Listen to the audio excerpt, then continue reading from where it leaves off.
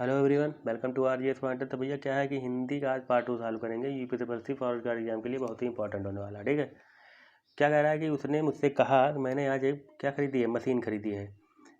उक्त वार्तालाप में किस विराम चिन्ह की कमी या त्रुटि है? तो किसी कमी है? Option number C comma. चलिए 52 नंबर क्या कह रहा है, मल्हार अलापना मुहावरे का उचित अर्थ सुनिए। तो इसका राइट आंसर क्या हो जाएगा? चैन से जिंदगी काटना। अगला क्या कह रहा है, किसी वस्तु को व्यवहार में लाना, इसका आशय किस शब्द से है? तो भैया किसी वस्तु को व्यवहार में लाना, इसका आशय किससे है? प्रयोग से है। निम्नलिखित में से किस शब्द में स्वर व्यंजन संबंधी अशुद्धि नहीं है? तो इसका राइट आंसर है, आप कमेंट बॉक्स में बताएंगे। कमेंट बॉक्स में आप लोग आंसर नहीं बता रहे हैं। क्या कह रहा है, कार्यालयीन आदेश सदैव प्रेषित होता है कनिष्ठ से वरिष्ठ, वरिष्ठ से कनिष्ठ, दोनों ओर से, व्यक्तिगत रूप से वरिष्ठ से कनिष्ठ।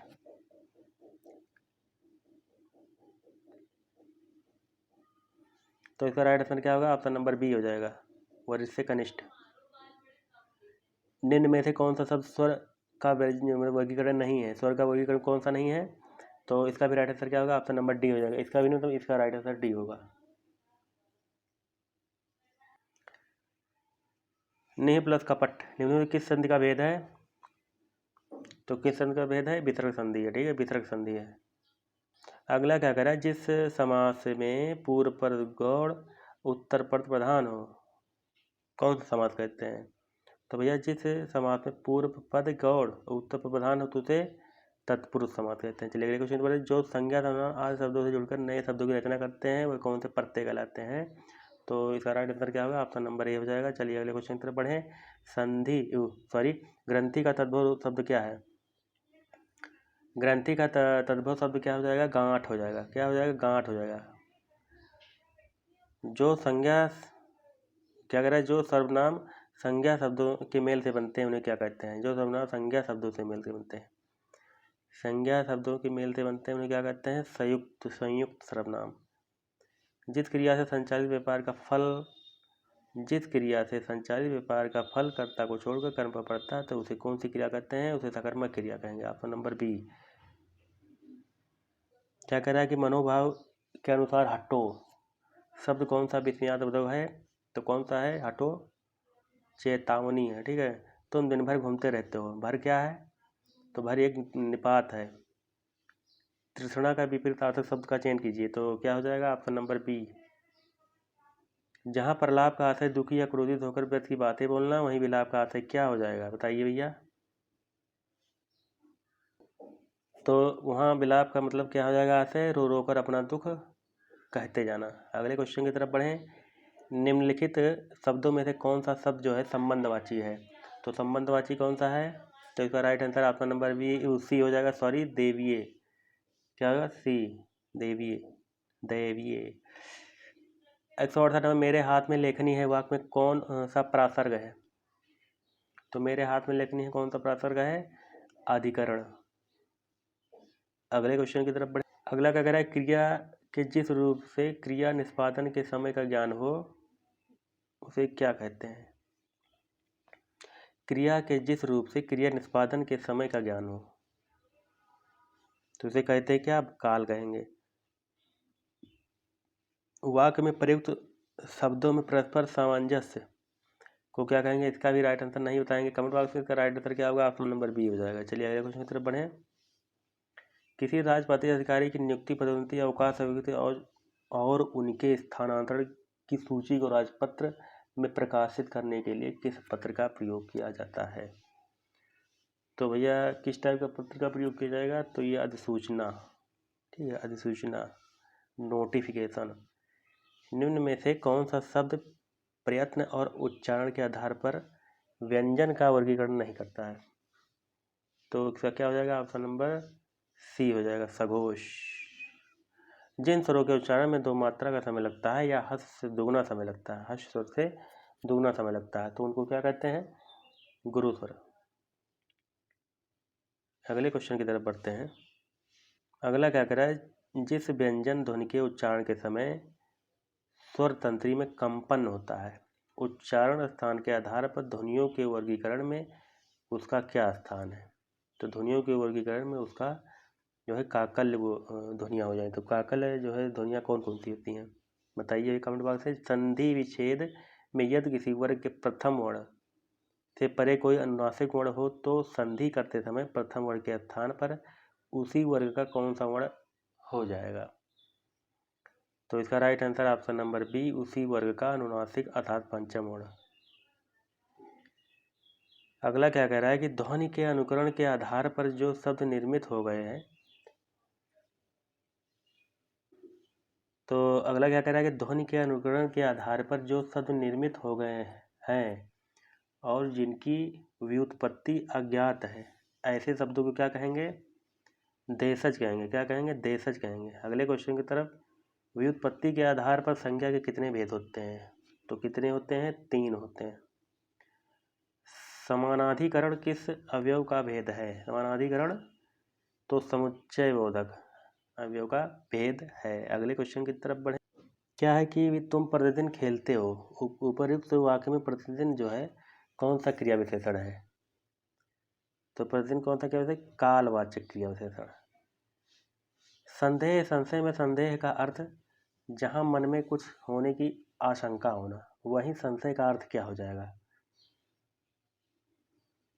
वहीं संशय का अर्थ क्या हो जाएगा? तो संशय का अर्थ क्या हो जाएगा? वास्तविकता के लिए अनिश्चय की स्थिति। ठीक है।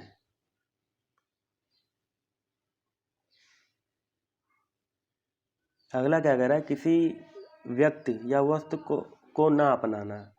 ठीक है, किसी व्यक्ति या वस्तु को ना अपनाना वाक्यांश के लिए उपयुक्त शब्द का चयन कीजिए। तो ना अपनाओगे तो उसे बहिष्कार करोगे। ठीक है। तो अगला क्वेश्चन क्या कह रहा है? पुलिस ने मेहमानों में से ही एक व्यक्ति को जो है पकड़ा और उस पर चोरी का क्या लगाया? अभियोग लगाया। निम्नलिखित में से कौन सा शब्द जो है पुल्लिंग है? तो पुल्लिंग क्या है? Option number D. अगला क्या कह रहा है कि वह शाम को घर जाएगा। वाक्य में वृत्ति का अर्थ कौन सा भेद है?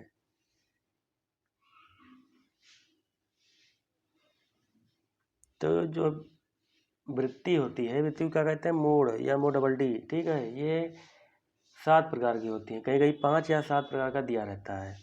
तो उनमें से किसका प्रकार है ये हो जाएगा ऑप्शन नंबर बी। जैसे राम विद्यालय जाता है, मैं कल दिल्ली जाऊंगा, तुम्हें गाड़ी बिल्कुल नहीं मिलेगी। मतलब निश्चित है। इसमें बात क्या है कि वक्ता द्वारा क्रिया को करने की निश्चितता का पता चलता है। मतलब निश्चित ही इसको करना मतलब पता चलता है इससे। ठीक है।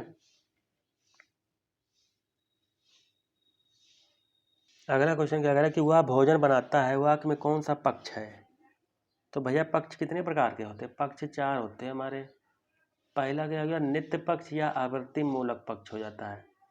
और दूसरा हो जाता है सतत्य बोधक पक्ष, मतलब लगातार। तीसरा हो जाता है हमारा पूर्ण पक्ष। ठीक है। और चौथा क्या हो जाता है? स्थिति, मतलब स्थिर होने का पक्ष बताएगा। ठीक है। स्थिति मतलब जैसे किसी क्या है कि जैसे क्या कर रहा है कि किताब अलमारी में है तो वो स्थिति बता रहा है। ठीक है। उस चौथा वाला हो जाएगा। तो वह भोजन बनाता है कौन सा पक्ष है?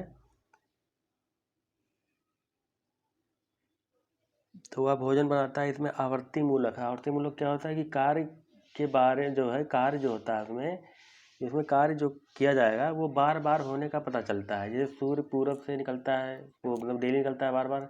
और पिताजी है रोज टहलने जाते हैं, माता जी खाना बनाती हैं। ये सब एग्जाम्पल हो जाएगा। उसके बाद तुम खेलने जाते थे। ठीक है। नित्य पक्ष का चिन्ह, मतलब इसमें अगर चिन्ह की बात करें तो ता लग जाता है लास्ट में, वही। ठीक है। बाकी ये चारों प्रकार इसमें दिए गए हैं। पक्ष के 4 प्रकार होते हैं। चलिए अगले क्वेश्चन की तरफ बढ़ें। जिस वाक्य में 2 या 2 से अधिक स्वतंत्र उपवाक्य हों, योजकों द्वारा जुड़े हों, तो वह क्या कहलाते हैं? तो वो क्या कहलाएंगे? संयुक्त वाक्य कहलाएंगे। तुम बड़े चालाक हो, इस वाक्य में कौन सी अशुद्धि है? वादा करके भूल जाते हो। तो बता भैया तुम बड़े चालाक हो। तो इसका राइट आंसर क्या होगा? ऑप्शन नंबर डी हो जाएगा। बड़े चालाक की जगह क्या होगा बताइए, शुद्ध रूप इसका क्या हो जाएगा, आप लोग बता सकते हैं। चलिए कमेंट बॉक्स में बताइएगा। अगर श्रृंगार का तत्सम शुद्ध बताइए, श्रृंगार पिटार। तो इसका राइट आंसर क्या होगा हमारा, ऑप्शन नंबर बी, श्रृंगार। आँख, आँखरोट शब्द किस विदेशी शब्द से आया है? आया है, लेके आया गया है, बताइए भैया किस विदेशी शब्द से लाया गया है, किस विदेशी भाषा से आया है? तो किससे आया भैया, ये विदेशी भाषा पाश्तो है। अगला क्या कह रहा है कि हम दोनों शांतिपूर्वक जो है पढ़ते रहते हैं। इससे बड़ी बात क्या हो सकती है भैया, शांतिपूर्वक पढ़ोगे तो आगे सफलता निश्चित है। इस वाक्य में पूर्वक शब्द कौन सा संबंध बोधक वाक्य है? तो क्या है भैया, इसका आंसर क्या होगा, ऑप्शन नंबर सी, मौलिक। निम्नांकित में से कौन सा शब्द मछली का पर्यायवाची है?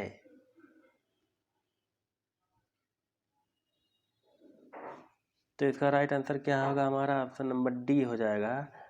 ठीक है, तो इसका राइट आंसर क्या हो गया था, डी हो गया था। मछली के और कौन से पर्यायवाची होते हैं, मीन हो जाता है, ठीक है, अंडभव हो जाता है, उसके बाद जल जीवन हो जाएगा, जल तोरी हो जाएगा। ठीक है, ये सब किसके, मछली के पर्यायवाची हैं। ठीक है, उसके बाद अगर हम बात करते हैं कि ये चपला किसका पर्यायवाची है, तो चपला किसका पर्यायवाची, ये बिजली का है और ये आँख का है। और इसका आप भी वाला बताइए कमेंट बॉक्स में, ये किसका हो जाएगा। चलिए अगले क्वेश्चन की तरफ बढ़ते हैं। जो शब्द कौन सा सर्वनाम है, जो सो जैसे तैसे, तो ये कैसे है, संबंधवाचक सर्वनाम। लास्ट क्या कह रहा है आज का, क्रमवाच्य क्रिया के उस विधान को कहते हैं जिसमें क्रिया का प्रत्यक्ष संबंध कर्म से होता है और क्रिया में रूपांतर डैश के अनुसार होता है। किसके अनुसार रूपांतर, तो भैया इसका राइट आंसर क्या होगा, ऑप्शन नंबर बी, कर्म। ठीक है, तो भैया यहाँ ये क्वेश्चन जो है पूरा आज कंप्लीट होते हैं। चलिए अगले वीडियो मिलते हैं। अगर आपको अच्छा लगा है, ठीक है, अगर नहीं भी लगा है तो भी आप कुछ डिसलाइक या लाइक करेंगे, उसके बाद अच्छा लगा हो तो भैया लाइक कर देंगे, और नहीं अच्छा लगा हो तो डिसलाइक करेंगे, और ज़्यादा पसंद आया होगा तो फिर सब्सक्राइब, लाइक, शेयर भी कर देंगे। ठीक है, तो चलिए अगले वीडियो में मिलते हैं, तब तक के लिए जय हिंद, जय भारत, नमस्कार।